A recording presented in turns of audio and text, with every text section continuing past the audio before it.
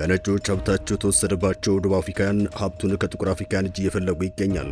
But I got no income. I got no money. I cannot buy anything for my children.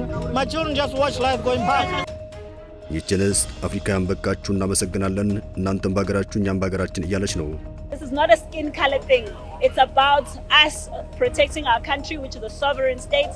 We love our African brothers and sisters, but it's ደቡብ አፍሪካ ጥር የሌላት ማንም ያለ ፓስፖርትና ቪዛ የሚገባባት ሀገር ሆናለች እያሉ ይገኛል።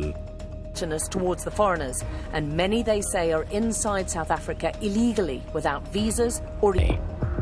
The extortionists primarily demand money for protection, targeting everyone from small businesses to major infrastructure projects.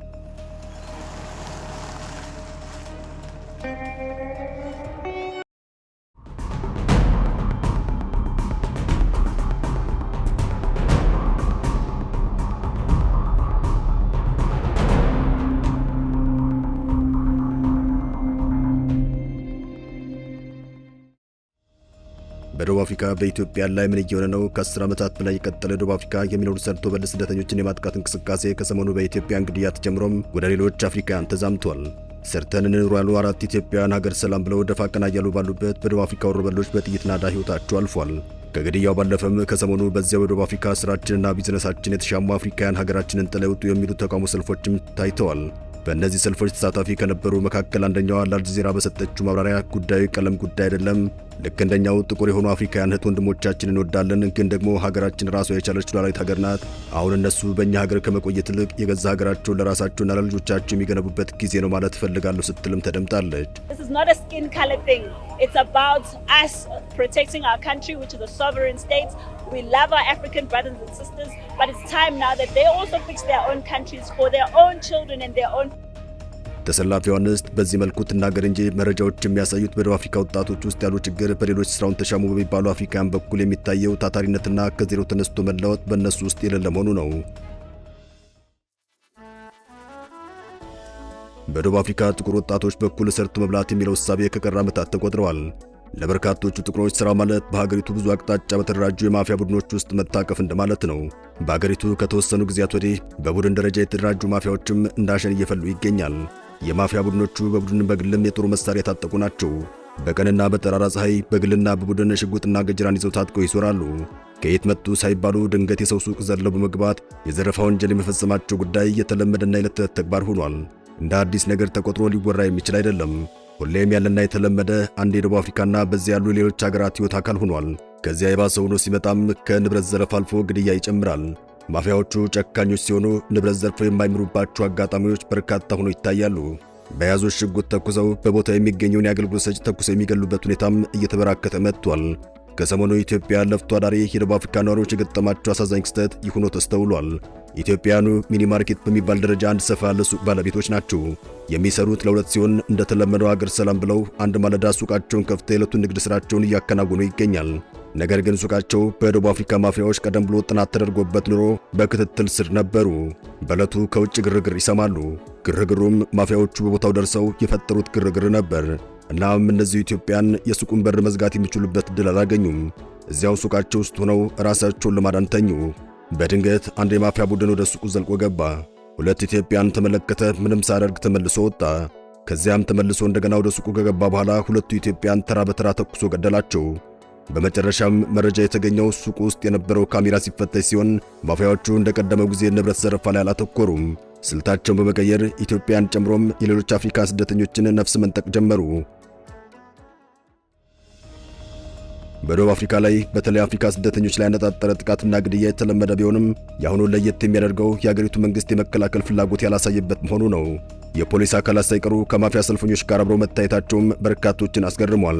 ከዚህ ባለፈም በአገሪቱ እንዳሸን የፈሉ የማፊያ ቡድኖች ጥቃትን በመፈጸም ከፍተኛ የማህበራዊ ሚዲያ ቅስቀሳ እያካሄዱ መሆኑ እየታወቀ ስደተኞች ደህንነት በመጠበቅ ረገድ በመንግስት በኩል የታየው ቸልተኝነት ከፍ ብሎ መታየቱ ነው።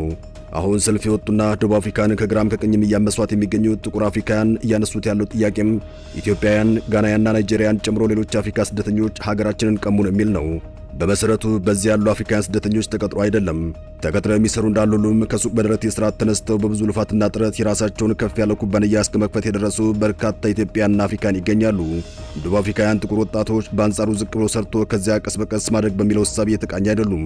ሳይለፉ በቀላሉ ገንዘብ ማግኘት፣ በተገኘው ገንዘብም የዕለት ኑሮን ብቻ መኖር የበርካታ ደቡብ አፍሪካን ወጣቶች ሕይወት ነው።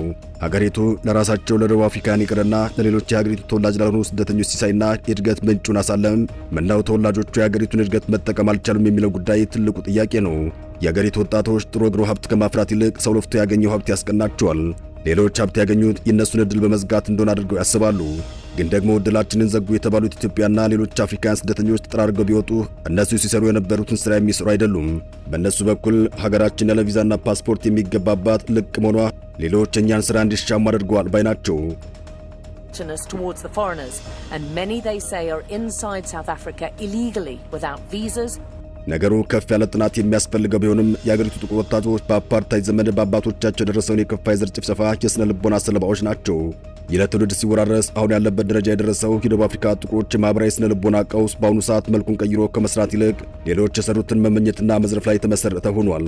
በአገሪቱ ነጭ ቅኝ ገዢዎች የጣሉት ኢኮኖሚ መሰረት ሀገሪቱን የጥሩ ኢኮኖሚ መሰረት ላይ እንድትመሰረት አድርጓታል። ነገር ግን ደቡብ አፍሪካውያን በአፓርታይድ አገዛዝ ወቅት ያጡትን የፖለቲካ መብት አገኙ እንጂ ኢኮኖሚው ዛሬም በነጮች እጅ እንደወደቀ ይገኛል። ጥቁር መሪና መንግስት አለ ማለት ኢኮኖሚው ላይ ጥቁሮችን በፍትሃዊነት መሳተፈ ነው ማለት አይደለም። But I got no income. I got no money. I cannot buy anything for my children. My children just watch life going by. ሰፋፊውን እርሻ የሚቆጣጠሩት ነጮች እንደሆኑ ይነገራል። በአገሪቱ በሚገኙ ታላላቅ ከተሞች ግዙፍ ህንፃዎችና የማምረቻ ኢንዱስትሪዎች በነጮች ባለቤትነት እንደተያዙ ይነገራል። እናም አፓርታይድ ተገረሰሰ፣ ደቡብ አፍሪካም ከዘረኝነት አገዛዝ ነፃ ወጣች ሲባል በፌሽታ የተጨፈረውንና የተዘመረውን ያክል በኋላ ላይ ነገሩ ሲታይ ሀገሪቱ በነፃነት ማግስት ፕሬዝዳንት ሆነው ካስተዳደሩት የቀድሞ ነፃነት ታጋይ ኔልሰን ማንዴላ ጀምሮም እስካሁኑ ፕሬዝዳንት ራማፎዛ ድረስ የፖለቲካው ሪፎርም በኢኮኖሚ ፍትሃዊነት ክፍፍል ሊደገም አልቻለም። ይህ በመሆኑም በፖለቲካው ነፃ ወጥታችኋል የተባሉት ጥቁር አፍሪካውያን የፖለቲካ ነፃነታቸውን በኢኮኖሚ መድገም አልቻሉም። የደቡብ አፍሪካን ነፃነት ትግል አቀጣጠለ የሚባለውና አፍሪካን ናሽናል ኮንግረስ ወይንም በምህጻረ ቃሉ ANC የተባለ የሚጠራው ገዥ ፓርቲ በሙስና የተሰፈቀ ብሎም በአገሪቱ ፍትሃዊ የሀብት ክፍፍል እንዲኖር የማድረግ አንዳች ፍላጎት የሌለው የሞራል ተነሳሽነት የሌለው ፓርቲ እንደሆነ ይነገራል። ይህም ባደርግ የአሜሪካ፣ የአውሮፓ፣ የአውስትራሊያ፣ የኒውዚላንድና የካናዳ ነጮች ይቆጡኛል ብሎ ያስባል። እንደሚታወቀው ከወራት በፊት የዚሁ የአፍሪካን ናሽናል ኮንግረስ ANC ፓርቲ መሪና የደቡብ አፍሪካ ፕሬዝዳንት ሆነው እያገለገሉ የሚገኙት ራማፎዛ ወደ ዋይት ሃውስ አምርተው ከፕሬዝዳንት ዶናልድ ትራምፕ ጋር ተወያይተው እንደነበር ይታወሳል። በዚህ ወቅትም ፕሬዝዳንት ትራምፕ ለራማፎዛ እንዲሁም የተገላቢጦሽ የሆነ ጥያቄ ሲያነሱላቸው ተሰምቷል። ይህ ትራምፕ ጥያቄም የደቡብ አፍሪካ ነጮች እየተገደሉ ነው፣ መሬታቸው እየተወረሰና በነፃነት እንዲኖሩ እየተደረገ አይደለም የሚል ነበር።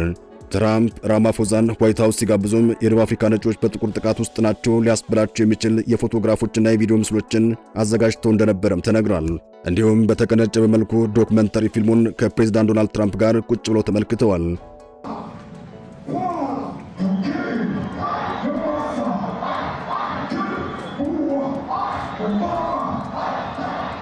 ራማፎዛ ትራምፕ መረጃና ማስረጃ ብለው ያቀረቧቸውን ፎቶግራፎችና ምስሎችን እዚያው መድረክ ላይ አጥብቀው ተከላክለዋል። በእርግጥ በኋላ ላይ መረጃው ሲጠራ ብዙ ግርፈቶችና የተሳሳቱ መረጃዎች ታጨቁበት እንደነበርም ተደርሶበታል። ለመሆኑ ስለ ደቡብ አፍሪካ ነጮች ለመከራከር ትራምፕ ማናቸው? ምን ስለሆኑ ነው የሚሉ አከራካሪ ጥያቄዎችም ተነስተው የነበረ መሆኑ ይታወሳል። towards the foreigners, and many they say are inside South Africa illegally without visas or በአሁኑ ሰዓት በደቡብ አፍሪካ ካለው ከበድ ያለ ጸረ ስደተኞች እንቅስቃሴ አንጻር ኢትዮጵያን ችግር ላይ ናቸው እየተባለ ይገኛል። ከዚሁ ጋር በተያያዘም በደቡብ አፍሪካ ፕሪቶሪያ ከተማ የሚገኘው የኢትዮጵያ ኤምባሲ ባለፉት ቀናት በኢትዮጵያ ላይ የተፈጸመውን ግድያ በተመለከተ በአስቸኳይ እርምጃ እንዲወሰድ ብሎም ችግሩ በሚታይባቸው አካባቢዎች ልዩ ጥበቃ እንዲደረግ ለአገሪቱ መንግስት ጥያቄ ማቅረቡን አስታውቋል። ኤምባሲው ረቡዕ 21 ቀን 2018 ዓ.ም ደቡብ አፍሪካ ውስጥ ለሚገኘው ኢትዮጵያን ባወጣው ማሳሰቢያው ኢትዮጵያ ላይ በግፈኞች እየደረሰ ያለው ግድያና በደል የተሰማውን ጥልቅ ሐዘን ገልጿል።